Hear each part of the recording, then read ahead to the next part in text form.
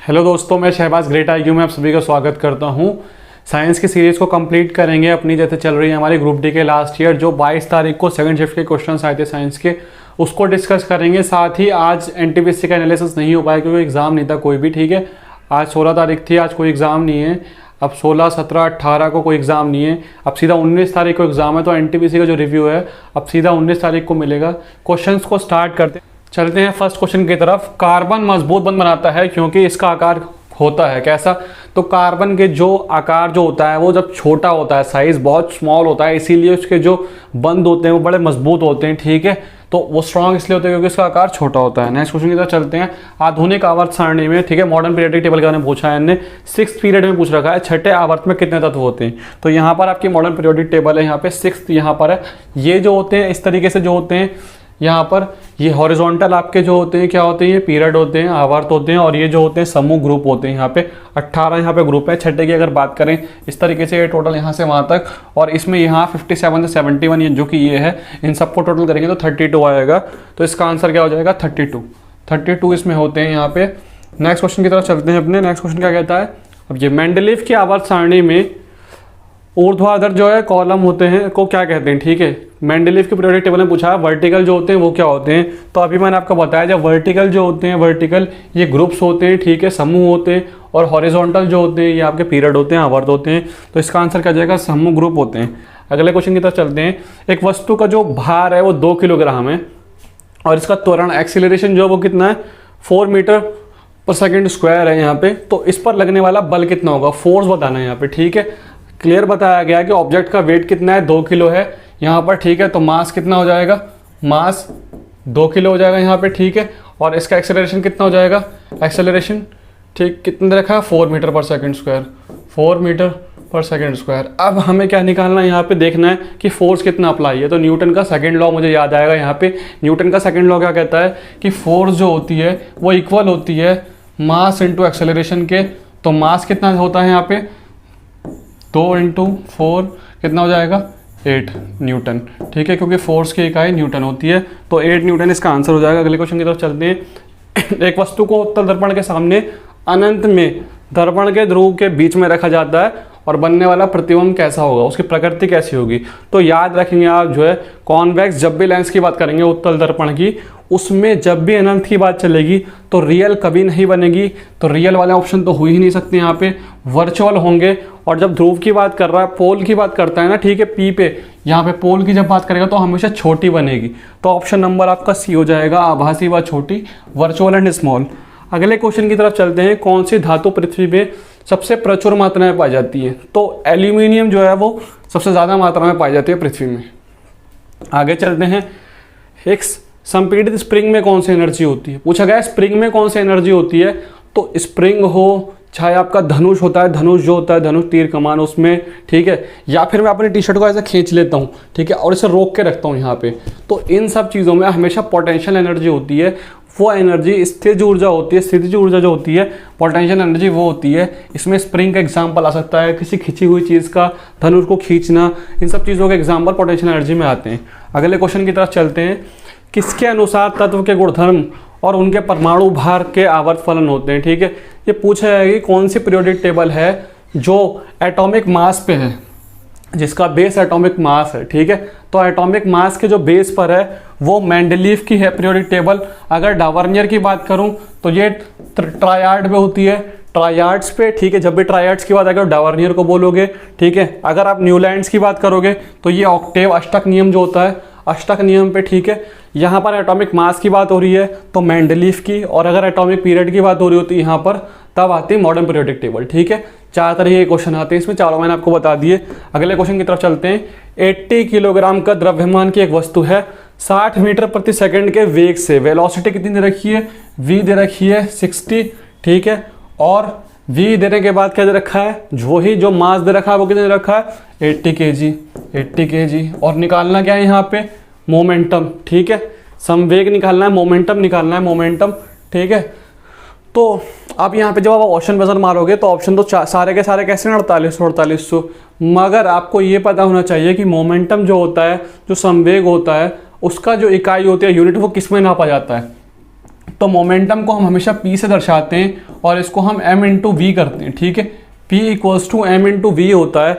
m जो होता है इसको किलोग्राम होता है, ठीक है, दे रखा है, और किलोग्राम के साथ साथ v कितना होता है, मीटर पर सेकंड, ठीक है, मीटर पर सेकंड। आप यहाँ पे देख सकते हैं 80 यहाँ पे kg लिखा हुआ है, यहाँ पे मीटर पर सेकंड लिखा हुआ है, दोनों को मल्टीप्लाई करके लिखना होता है। इसकी हमने यहाँ पे kg लिख दी, इसकी यहाँ लिख दी, सेकंड को ऊपर करेंगे तो माइनस एस की पावर 1 हो जाएगी, kg m s की पावर -1, यानी ऑप्शन नंबर आपका बी हो जाएगा।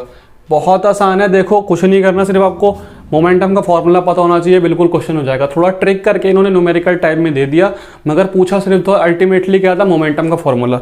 आगे चलते हैं अगले क्वेश्चन की तरफ।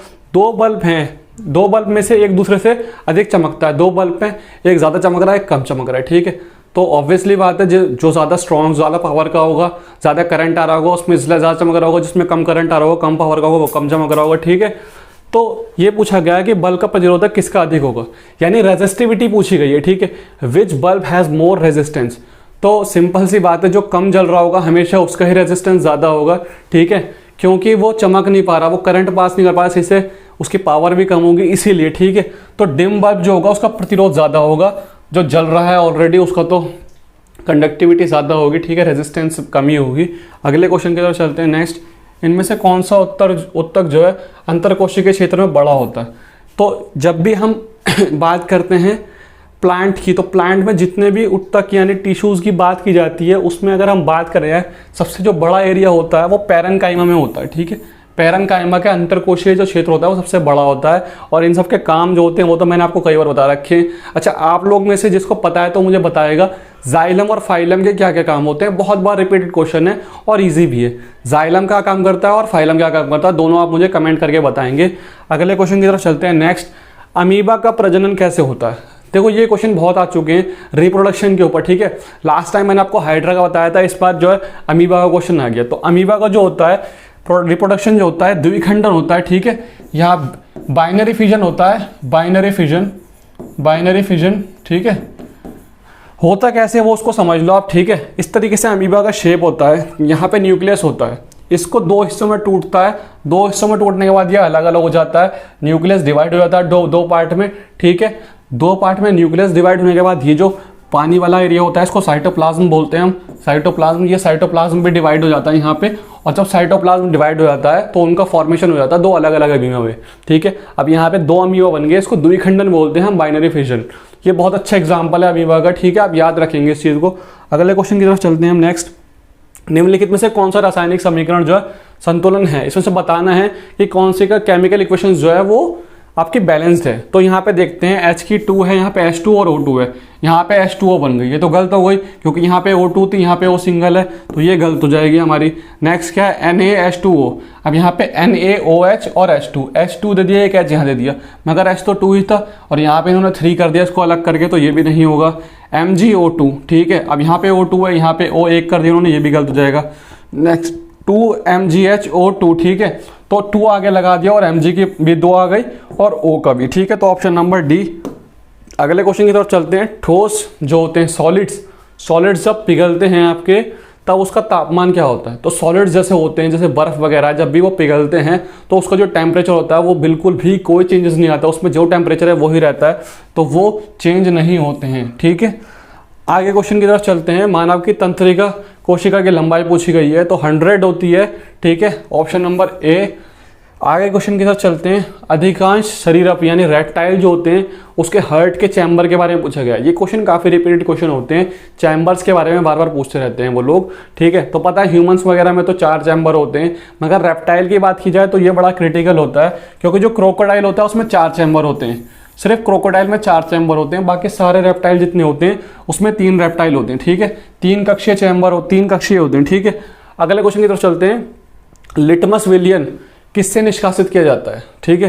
क्वेश्चन ये है, लिटमस विलियन को किससे निष्कासित किया जाता है, तो लाइगेन है। अभी 2-3 दिन पहले जो क्लास कराई थी उसमें भी क्वेश्चन आया था, ये रिपीटेड क्वेश्चन है ये वाला, option number A.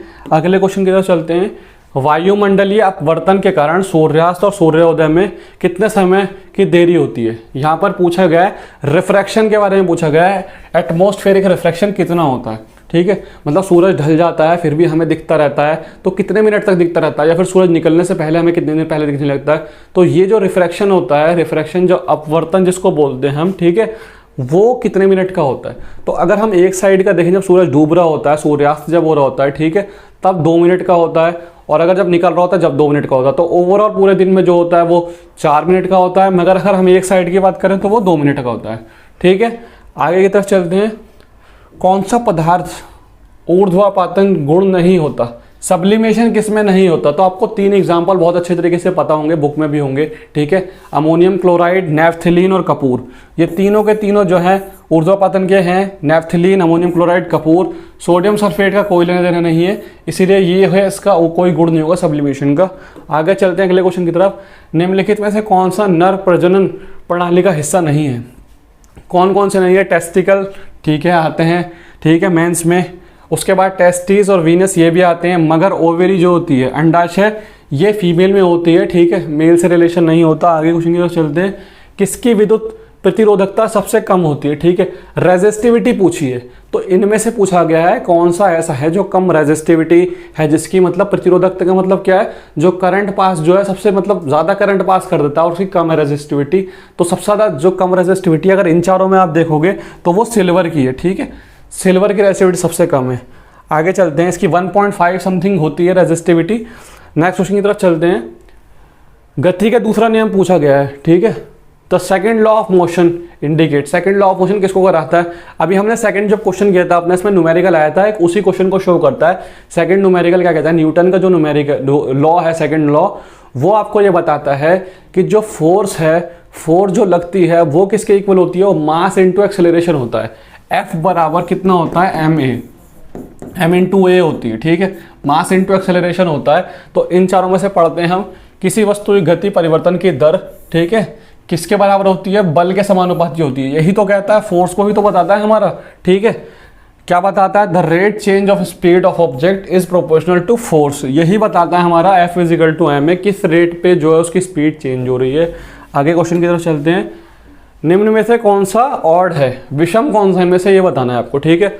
Switch, bulb, filament और रस्सी, तो ये तीनों तो सेम है, ठीक। सेम का मतलब है कि एक ही कैटेगरी में आते हैं। स्विच इलेक्ट्रिसिटी में, ठीक है, बल्ब फिलामेंट में होता है, मगर रस्सी जो है ये बिल्कुल ही अलग हो जाती है। तो ये इसका आंसर हो जाएगा, ये क्योंकि ऑड है।